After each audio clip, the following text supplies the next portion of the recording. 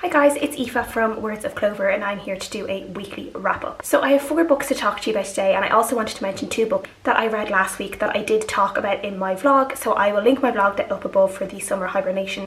During that week I finished The Vow by Debbie Howells, which is a kind of domestic thriller, and I also read The Black Kids by Christina Hammonds read.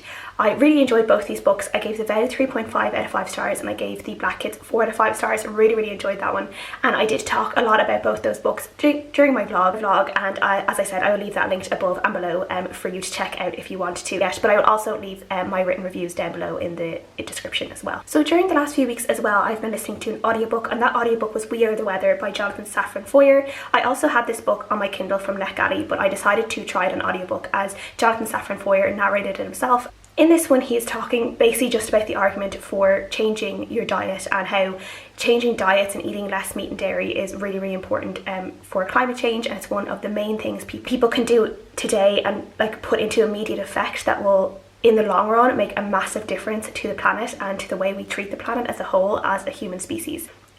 I was really hoping to enjoy this one more because it is obviously a topic that I feel very strongly about. I have a really difficult relationship with Safran Foer. I've mentioned it a few times before on my channel. I've read 2 of his fiction books and I haven't enjoyed either of them, and then I really thought this one would be different because it's a non-fiction, but I think I just don't get on with his writing style or whatever way he writes. It's just not something for me. The first like 66 pages of this book I think are basically a compilation of like random facts that he's talking about the world, and none of them actually have anything to do with climate change or the environment. A lot of it is to do, I think, about how humans react to things and human nature and stuff like that, which kind of a little bit links to climate change and how humans react to things. But again, I felt like I went into this book knowing it's about climate change. The book is called We Are the Weather, Saving the Planet Begins at Breakfast. So you're not going into this book not knowing it's about climate change. I don't think you need this like massive build-up of, you know, and then it tricking you into actually being about climate change and actually being about changing your diet, because you're going into it knowing it is about that. Near the end of this book as well, which is basically almost like the author having a conversation with like his own soul or something like that, and it's almost like he's just having this conversation / argument with himself about things that he does and things that he needs to do better, and I just didn't get on with it. I just didn't really like it. Safran Foer also has a thing where he does bring his religion into the books in some way. I think he is Jewish, and he has a way of bringing religion into his books in kind of like a subtle way, but in a way that, you know, obviously means a lot to him, but it doesn't mean anything to me, and I never connect those bits in his books. I found that previously in his other book, but yeah, I just don't get on with his writing. I just really didn't get on with this one, so I gave it a 2.5 out of 5 stars. The next book I finished, I did start reading during the summer hibernation, and I did talk about it briefly during that, but I hadn't quite finished it by the time that was over, and that was The Hungry Road by Marita, Conlon-McKenna. This is historical Irish fiction set around the time of the famines, about 1840s. We are following 3 different characters as the potato famine breaks out in Ireland, and how these 3 characters are kind of dealing with the effects the famine has on them. We are following a woman called Mary, who is she's a mother of I think 3 children, and she and her husband are both tenants on this land. They rely on the potato obviously for their food. They would rely on the land to feed them and also to help them pay their rent to their landlord. And then we were following a doctor called Dr. Dan, and then we were also following Father John, kind of the parish priest in this town in Cork called Skibbereen in Cork. And we are following these 3 characters as the potato famine basically gets worse and worse, and there's less and less food to be had, and we're following them all struggle. Mary the most is the one that struggles the most. She's the one that's literally starving. Her children are starving. For Dr. Dan and Father John, we are kind of seeing more of their struggles in the lack of support they are getting from higher authorities in helping their people, and there's only so much they can do. Marita Conlon-McKenna also is always able to bring the famine into such a really great reality and show you what it was really like for Irish people during that time. And there were definitely times during this book where I got really emotional thinking about it, and then just thinking about some of the situations that Irish people were forced into. They were forced into mass emigration because the landlords literally kicked them out. They wouldn't let them pay their rent. They were still expecting them to pay their rent when they literally had no food to eat themselves, let alone sell. I enjoy this story just from the historical aspect of it and seeing more of what it was like. The characters themselves and the character stories themselves are very simple. If you're going into this for like a character driven story, this isn't really it. I wouldn't even say it's a plot driven story. It's more just a story if you wanted to get a look at the times, to get a more a better understanding of what it was like during the famine in Ireland. All the characters are very simple, their stories are very simple. I will say, in terms of like the characters themselves, Mary was the one that was the most interesting. Her story was the most interesting. Father John, I actually don't think he needed to be in there at all. He didn't really have that much time in the book, and when he was, I didn't really care about his chapters. Dr. Dan was there in terms of his life in comparison to Mary's life, his dinner table in comparison to Mary's dinner table at the same time. The contrast of that was really, really strong for me, so I did enjoy that kind of contrast that was there. Overall, I did really enjoy this book, but mostly it was in terms of the historical bits of it. So I would give the story itself like 3 out of 5 stars, but overall, because I did really enjoy the historical aspects of it, I did bump it up to 4 out of 5 stars. Next book I read was Belle Revolte by Linsey Miller. This is a fantasy novel, and it is about these 2 girls, one called Emily and one called Annette, who are both able to do magic. In this world, magic, there's like kind of 2 types of magic. There's a magic where you can heal people through magic, and there's a magic that's kind of like divination and scrying and being able to tell the future, or being able to tell where people are, talk to them through kind of like mind magic and things like that. And Emily is on her way to school to do kind of divination type magic, but she doesn't actually want to do this type of magic. She wants to become a healer, and she ends up switching places with Annette, who was just kind of this poorer class peasant type girl who doesn't really have a lot of opportunity. And Emily kind of sees her and realizes they look a little bit alike and they might be able to get away with switching, and Annette agrees to do this because she doesn't really have any other prospects in her life, and she agrees to do this, and Emily goes off to become a healer, and Annette stays pretending to be Emily in this school and learns more about divination and scrying and more about the type of magic that she has. There are parts of this book that I really enjoyed, and there are other parts that I didn't enjoy. The magic itself was really, really interesting, but I feel like it was a little bit messy. I think the story kind of started way too quickly. We had no build up. It was literally like, I think the end of the first chapter, only like 20 pages in, where Emily and Annette switch places, and it was literally like Emily walking up to Annette and being like, hey, do you want to switch places? Do you want to pretend to be me so you can go to school and learn more about your magic? And Annette was like, okay. And that was it.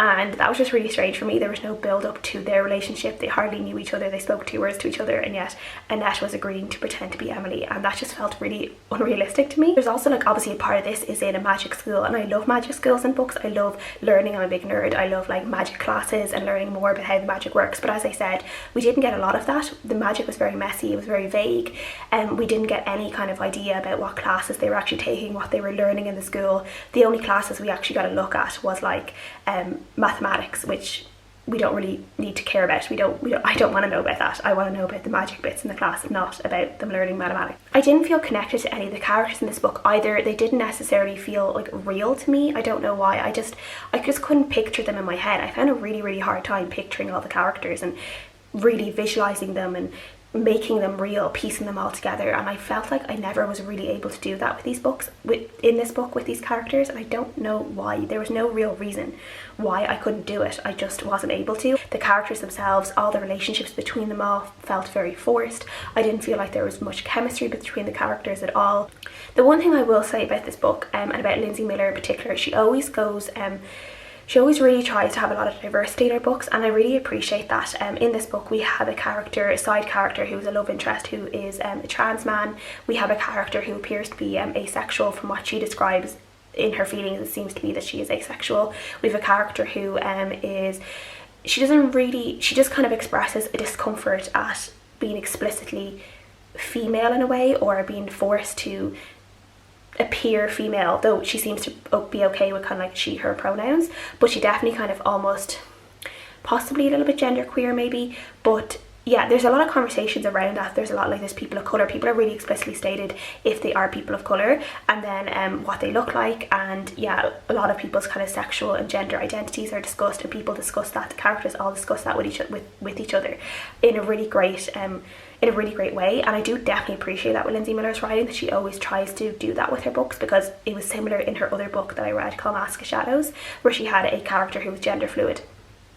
So she definitely tries in these books, and I feel like that is definitely something we should be seeing more of in other books, and the fact that Linsey is able to do it quite easily in her books shows that any world really we can have similar type of characters. So I gave this book a 2.5 out of 5 stars for me. Unfortunately it just didn't work. There was just a little bit too much fakeness and messy bits in it, and as I said, I wasn't mad about the character.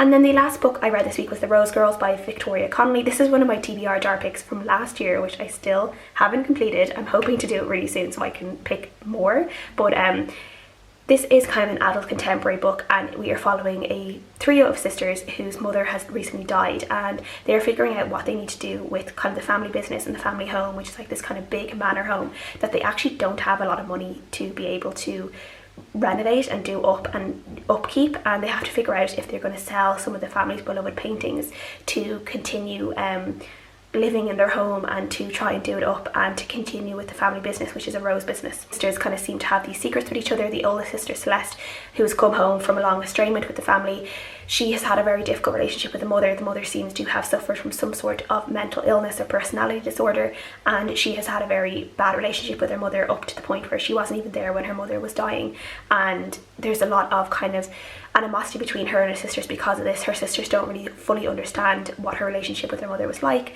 One of the other sisters is having a relationship with a man that she shouldn't really be having a relationship with, and then the younger sister is carrying her own secret that she hasn't told her sisters about yet.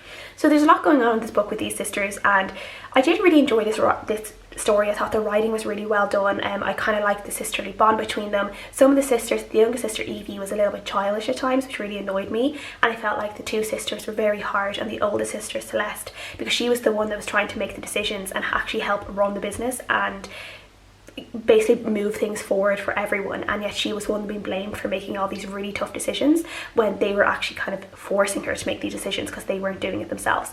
So I did feel kind of sorry for her. There's parts of this book that like actually really reminded me of a book I read last year by Karen Swan called The Christmas Party, which is really similar in that there's three sisters. One sister comes home after a long estrangement, there's a recent death of a parent, and they're also trying to figure out like the future of the family home because it's like a crumbling old mansion that they don't have the money for upkeep. And then all the sisters also have secrets, and then one of the sisters is having a relationship with a married man, which is similar to the Rose Girls, and it was just really similar in those kind of ways. And I was like, so there are parts of it that I actually felt like I was reading the same book again, even though there were a lot of differences between the books, but there were some parts of the storyline that just felt really familiar to me because I'd read it quite recently in The Christmas Party, just by pure coincidence. But I did really enjoy this book. As I said, there was one thing, which is one of the sisters who's having an affair with a married man. He is married to a woman who is in a wheelchair because of a riding accident, and there were some conversations around this woman who was in the wheelchair that felt a little bit uncomfortable for me. And it's basically where he was telling her that he felt trapped in his marriage because of this, because, you know, he didn't love his wife anymore, but he couldn't leave his wife because, you know, she couldn't do without him, because she was, you know, she was so helpless because she was in a wheelchair and she couldn't live a normal life without him, and he needed to do everything for her, and she was a horrible person and all this kind of stuff. But it just made me feel a bit uncomfortable, and like, he didn't turn out to be the best character anyway, but yeah, there were just some conversations there that made me feel uncomfortable. Also, the personality disorder that's in this is, they're kind of talking about like kind of a narcissistic personality disorder, but I will say nothing that they're talking about in this book has actually been officially diagnosed by a doctor. It's all kind of what they're presuming because of the way their mother acted. They're presuming she had this type of disorder because of someone else who comes into it who has a relative who also has this kind of disorder, but that also wasn't diagnosed by a doctor. It was just by reading stuff online or something like that. So nothing, while they're talking about this personality disorder, nothing has been officially medically diagnosed. But the writing itself, as I said, was really nice. I did enjoy the story overall, so I gave it a 3 out of 5 stars. So that is everything I've read this week. Please let me know what you guys read down below. I would love to know if you guys have read any of these books or have any thoughts about it. I'd love to know in the comments as well. And I'll see you guys again next week.